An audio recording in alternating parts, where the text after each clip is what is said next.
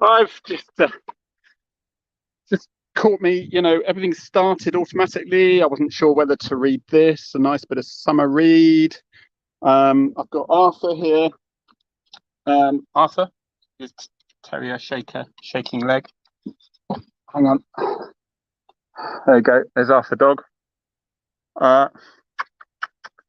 This place is all sold, so that's good. I'll be moving from Torquay soon and buying a place half the size, if you know what I mean. Right, but just to I don't know, mate, would it be this one instead? I don't know. It's such a good novel, this is. I don't know what to do. Could read a bit for you, but probably not. Okay, so Arthur dog, come on then, mate.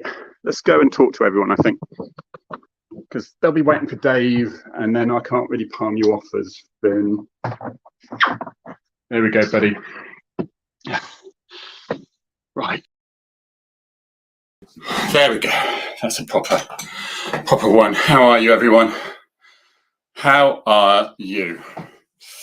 It's been mad. It's been mad.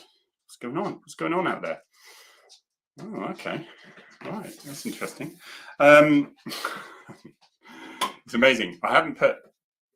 Dave isn't with us today, guys. So sorry about that. He's not with us today because he's just work commitments and things like that. So sorry about that. So it's just my Twitter guys at the moment. I didn't want to impose on Dave's lot in case they were thinking, it's just me, innit? So Arthur's now settled over there. He's quite happy. You all right, Arthur? There he is. Yeah, he's just going to watch what's going on. So we've got a half an hour here just to go through what's been happening. I've got to show you this. Right. You're sunbathing, Stephanie. Okay. No live cams for that one, I suggest. Let's show you this. It's great. It's like a freedom when Dave isn't here because I can do things that would possibly get him into trouble. But no, not really. So I want to show you this. This is the difference between the UK and America. I don't necessarily criticize this entirely, but I'll probably temper it a little bit. Came when he was 13 years old. Since then, he's had like 17 arrests. He got out of prison. We sent him to prison for 6.5 years for home invasion. So one of the homeowners, he was breaking into their house and they shot at him. And I want to say, as to the person, we don't know which homeowner shot at him. I guess they think that they did something wrong, which they did not. If somebody's breaking in your house, you're more than welcome to shoot them in Santa Rosa County. We prefer that you do, actually. Mm-hmm. Okay. Whoever that was, you're not in trouble. Come see us. We have a gun safety class we put on every other Saturday. And if you take that, you'll shoot a lot better, and hopefully you'll save the taxpayers money. So with that, questions? Individual came when he was 13 years old.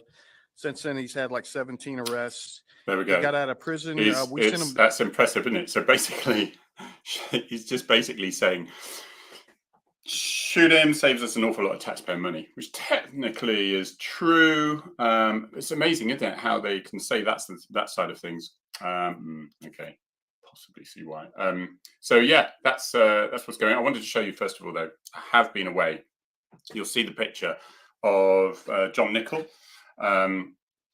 and Scotty Bateman. Scotty Bateman was a jumbo jet pilot, amongst other things, and we had a hell of a time in the RAF club in London. So Scotty invited me there with Dave, and we just had a brilliant time. Do you know what? We needed it. I've had a lot of stress, to be honest. Getting divorced and have mum with dementia has been the least of my problems. There's been a lot of shite going on in the background where I've had to get solicitors involved, and I've just stayed quiet, listened to all the pathological lies that are going on about me, and just maintaining that dignity. And all I would ask is, some people who have been convinced by this person, is to just, was there any time that you have seen anything I've written or heard anything I've said or behaved in a way that I've behaved that has been inappropriate? And I think you'll find no. So believe what you see, not necessarily what you hear. Right. So lost 2 stone over that. It's lots of sleepless nights. But we all have certain problems. But certainly, if you stick your head above the parapet a little bit on social media, people can threaten you all sorts of things. But there we go. John, love to see you. How are you? Yes, thank you, John. John knows exactly what it's all about. We shall move on. I mean, I think people get, apart from the fact that people get sucked in by people who are very nice to them, and they probably are. But if there's an unhealthy infatuation for someone that they don't experience, and then lies are said, and there's nothing I could say to make this better. So I just shut up. And I haven't said anything for a long time, and yet I get inundated from all different areas. So solicitors, it was spent a pretty penny doing it, but sometimes we just have to do that. And I wouldn't hesitate doing it again and taking it further, just to, you know, if your integrity is right and you're a good person, people saying horrible things about you, then you need to, or threatening to, then you need to preserve that. So there we go. I must say, look, so here, this was the RAF thing, which I loved. Right, this, the club in there. It was like, you see on the cover photograph of what I did today, it was the photograph was absolutely beautiful. Inside, it's like a wedding cake inside. These beautiful portraits of these Lancasters and Spitfires and things like that. Someone even, actually, Scotty Bateman said, you might be able to join the club, you know. If your dad was in the RAF, your parents, maybe might get some nominations. But I have to be in London a few more times to make use of that. But that was great. And I loved, you know, somebody actually wrote, who was this? It said, Russ G, he's a good man. Russ, I was in London too last night, and now I'm here. Now, this is Exeter Airport. Look at that. That is just straining his eyes against the sun. It's just beautiful sculpture, that. It just really brings it to life. I love that. Right, what's everyone doing here, first of all, before we go on? Harry, will Dave be back next week? Not sure. Lots of work stuff going on where he's having to just concentrate on other things at the moment. He does send his apologies, but he's perfectly all right. We got frightfully drunk the other night with Scotty, and we were there just minding our own business, having a wonderful time. And then some lovely chap called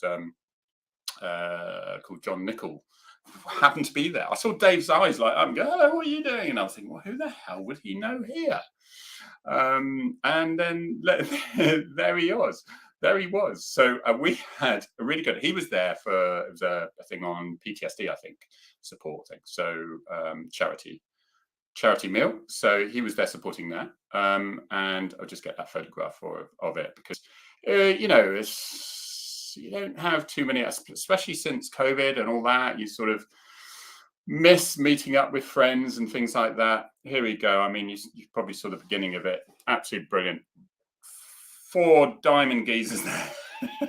Notice how I arrogantly put myself in there with my tooth gap, which is hopefully being filled in the next couple of weeks. What do you reckon? Gold or a diamond? What do you think? So, John Nichol, if you haven't read his books, I've got Lancaster Spitfire, all about the human side of basically war heroes, basically. Yeah, it's absolutely, he's just tells a fascinating story. And remember where it all started with him. It all started when he was navigator, and he was had to eject from his Tornado aircraft with John Peters as the pilot, and they were tortured and so on. So Tornado Dan, read that one. It's fascinating book, absolutely fascinating book that he's written. So it's cracking one, that one as well. Okay, let's just go on from there. It was also, got to say, yeah, let's go see what some of these comments say, see how much abuse is being thrown at this moment in time. Harry will Dave be back next week? Right, so I wonder if the police in USA think UK sentencing is beyond their comprehension. Yes, I'm sure they do. Mate, I split with my ex. She lied through it. Oh, no, can I make this very clear? This was not my wife. This was not my ex. This is not that. It was something completely separate. So I just want to make that absolutely certain. As I say, the divorce and the dementia has been no problem for all of us involved. It's a natural progression, and it's absolutely fine. It's amicable. It's no issues. So it definitely wasn't that. So I just want to make that clear. It is. It's not nice, but people have to go through it nowadays, and there's not a lot you can do. Someone, Dangerous Dave, thank you. I'll take you up on that. If you come to Lincolnshire sometime, I'll take you for lunch at Peakwood Hotel and give you a bit of the aviation tour of several Second World War airfields. Fantastic. I love that, because obviously my dad's connection with Spitfires and things like that.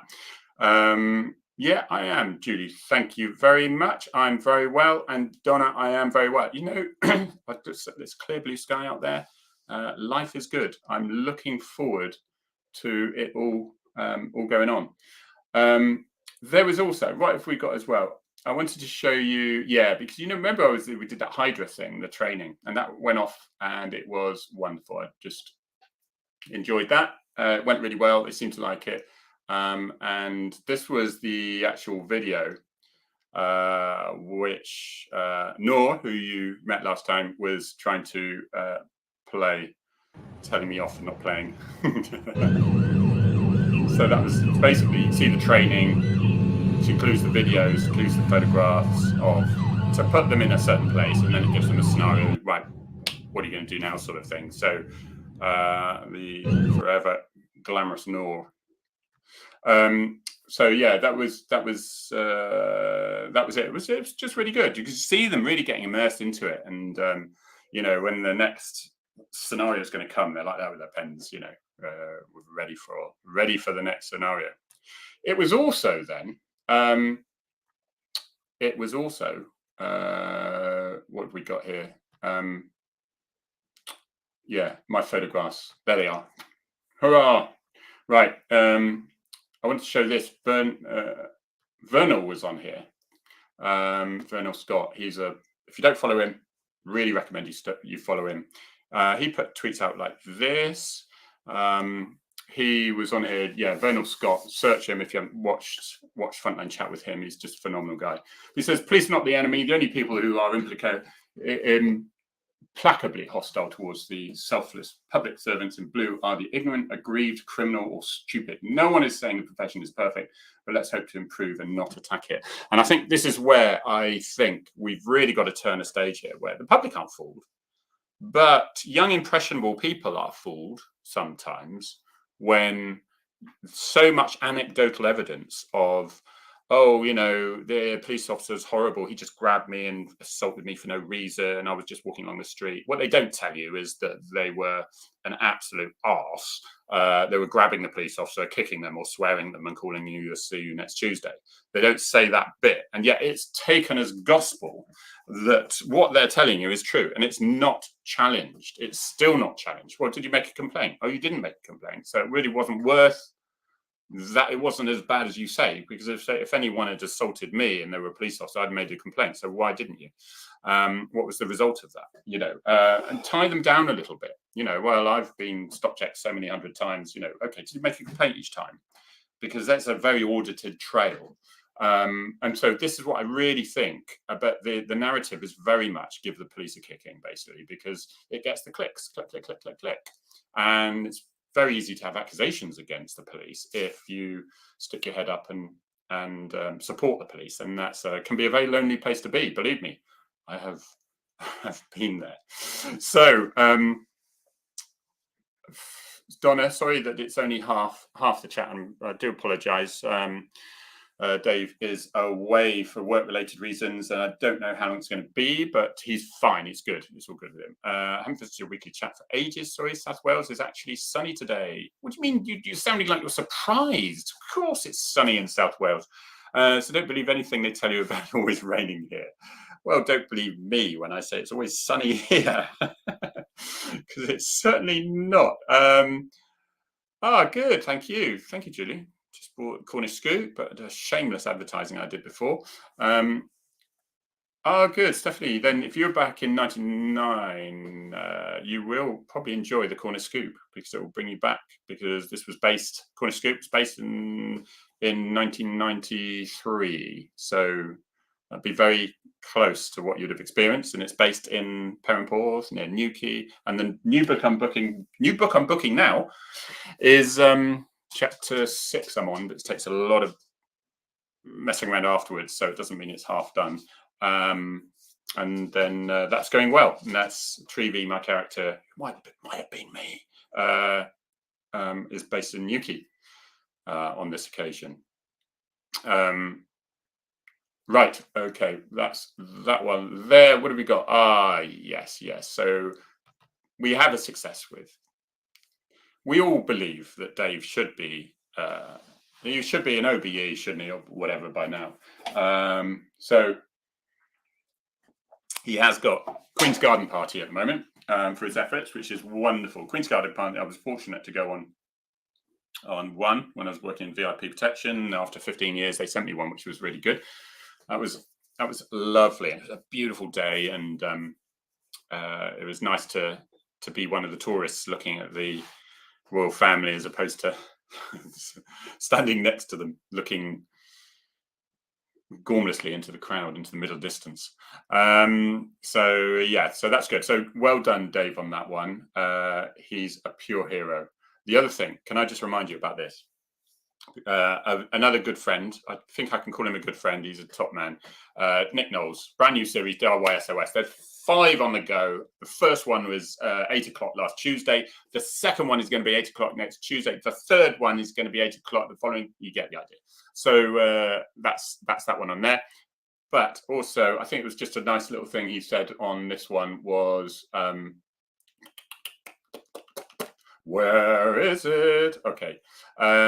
Is this one here, is somebody said, it's really good and whatever, and he said it was a pretty emotional show last night, wasn't it? Yes, it certainly was. This was last Tuesday. Funny and reassuring, I think. We need to see what people can do when we work together now more than ever. Too much division, polarity, mudslinging and being judgmental. Absolutely right. I would have liked in the last few months to have been treated with great dignity, and as I am absolutely sure I did myself, no matter what, all the mudslinging around, and I would just get on with my life again. But some people don't seem to want to get on with their lives. So this is I wish well for everyone. Get on with your lives, be happy, and be good to other people. That's all we want. But gosh, and then 10 years ago on the 12th. I want to show you, I was this guy here with 134,999 other people, roughly 135,000 people, attending the protest against the drastic cuts which would destroy our policing ability for years to come. This was the infamous Theresa May, stop crying wolf, police officers. It's not going to be as bad as you think. It's making the police more efficient. And we said, we've been in the police, we're at our arse end of our energy and at the moment, if you just do the cuts that you think you are. And then she actually said, well, you should only be dealing with crimes. And she sort of missed the point that police were dealing mainly with mental health now, and that there was no one else 24 hours to respond to that. Because mental health services, social services, they would often, when their resources were reduced, they could only do 9 to 5 because guess what? They knew the buck stops here group were going to arrive. And I don't blame them at all. They've got to be able to provide a service during the day at least. And they couldn't afford to do it at night. And guess what? So not only were the police cut, they were given far more tasks than they would have before. And we're fire brigade policing. And I remember a period of time when I was just driving to as an armed response officer, which I was dual rolled. So I was always attending domestics and fights and things like this. A lot of response officers, because there were no response officers left. They were gone. They were all used up in custody and hospital watches. They were dealing with mental health people. And so it makes absolutely sense. It had to be used with the ARVs. And so we were soon used up. What a great idea that was. Some say, we know it wasn't all Theresa May. It was David Cameron who probably said, get it done. I don't know, but I would imagine so. It's got to be, hasn't it? He was the boss at the time. But yeah, that was, do you know what? It was good. And guess what? It was really peaceful, that protest. Can you imagine that? There was no rioting and windows going in. And I just remember, I told this story before, but we were all marching on and having, it was a nice jovial time. And walking on, and there was these guys looking, I'll be honest with you, they look like, they look, I'll be honest with you, they look like protesters who protest about roads being built through land and whatever. And they look pretty scruffy and beardy and whatever. And they had a big sign, and no one could read it until they actually walked by. And it said, even we don't think all police are bastards. It was brilliant. So they were getting a round of applause just as everyone was going by. It was brilliant. They're really good. Yes, here we go. Very good point here. And I wanted to raise this. Samuel, thank you. Harry, the tweet you posted re complaints against how police with mental health incidents was a real eye-opener. How are these people allowed to get away with what they do? I don't know. Well, this was all to do with this. It basically, you can see that the independent, let's face it, they're not independent. The Police Haters Conduct Office, who knew the police conduct may as well be acting for ambulance chaser lawyers now, a new low. And basically what they'd removed there was, as a part of Mental Health Week, is we should, anyone out there who's been dealt with, who suffers from mental health, and you think you've dealt with badly by the police, you can complain about them here on this number, and we will be here to help you. So I suggest you not. There's no exaggeration with that. That is pretty much word for word what it said. And of course, then they say, oh, we issued a tweet yesterday that we've since removed as we don't want to detract from the good work of Mental Health Awareness Week. Thanks to those of you who raised concerns. We regret any offense that may have been caused, unless they're police officers, of course, because they wouldn't regret anything against police officers. Okay, there's going to be a handful of people here who are good, but the whole ethos is basically, I used to not go for this, but they want to get a copper's scalp. They do get some bad coppers. They get some nasty coppers and get rid of them. Thank you very much. Good job. They also persecute innocent coppers who are doing their job, doing what they were trained to do. And they are taking other people's word for it, carte blanche, without any evidence.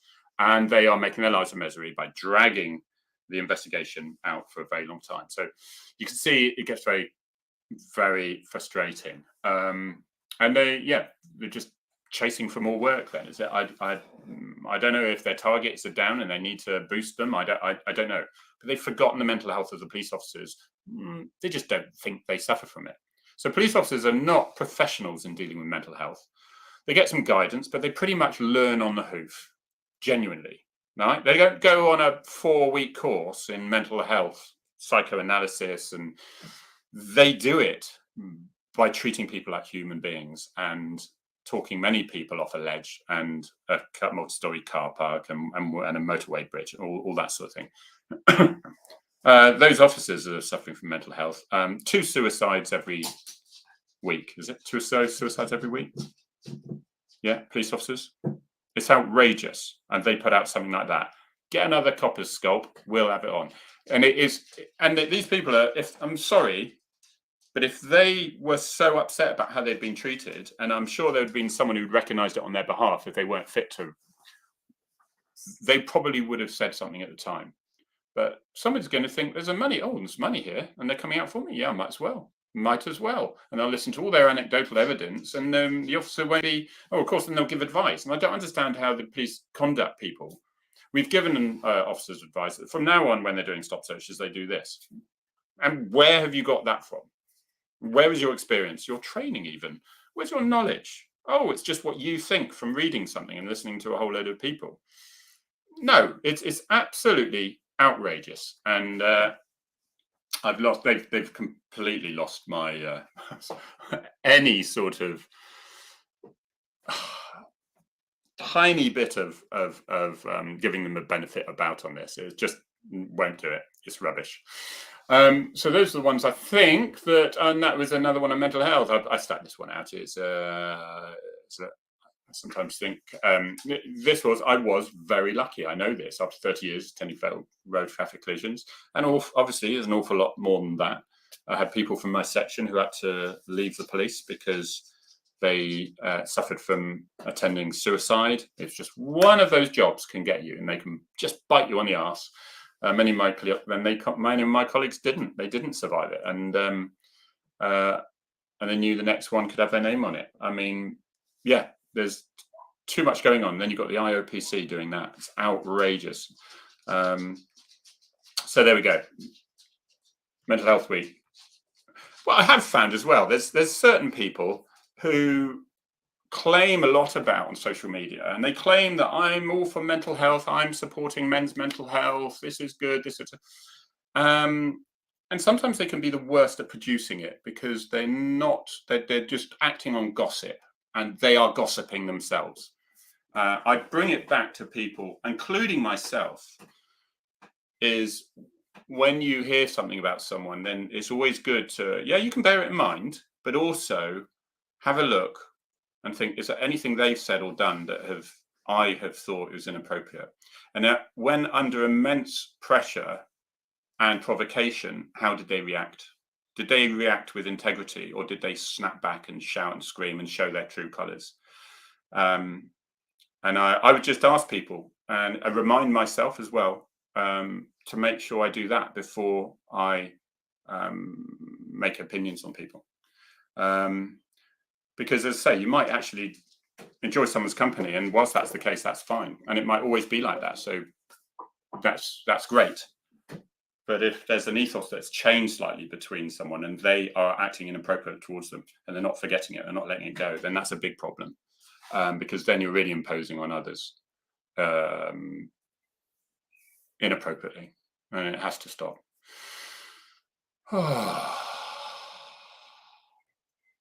Random. Thank you, Judy.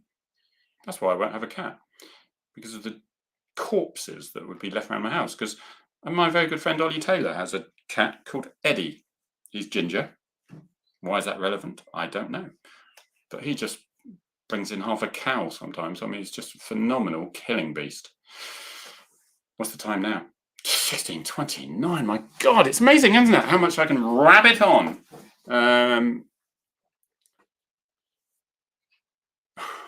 Do you know, that'd be funny, Dave? Maybe go out of a consultancy role with the IOPC, how to tell them how it really is. How can people with no experience with frontline policing investigate complaints about people and understand the officer's views, intents, and thought processes? It's because they're not really interested in the truth. That's it. They're not really interested. And a lot of the people have been shown and have been chastised by judges to say, you have acted absolutely abysmally. And what happens? Nothing. And that's to the IOPC. Now, don't get me wrong. The PSD, Professional Standards Departments in police forces, my one in Devon and Cornwall was very good. They were very, very fair with me, even though I got more complaints in the last 5 years than did the previous 25. But they had no choice. They had to look at some of these complaints being made, even though they were just crazy. But I think where it comes a problem is when the police officer is completely innocent and was just doing his job and was acting like a human being. They don't say, there's no complaint here, go away, your complaint was completely malicious. They won't ever say that.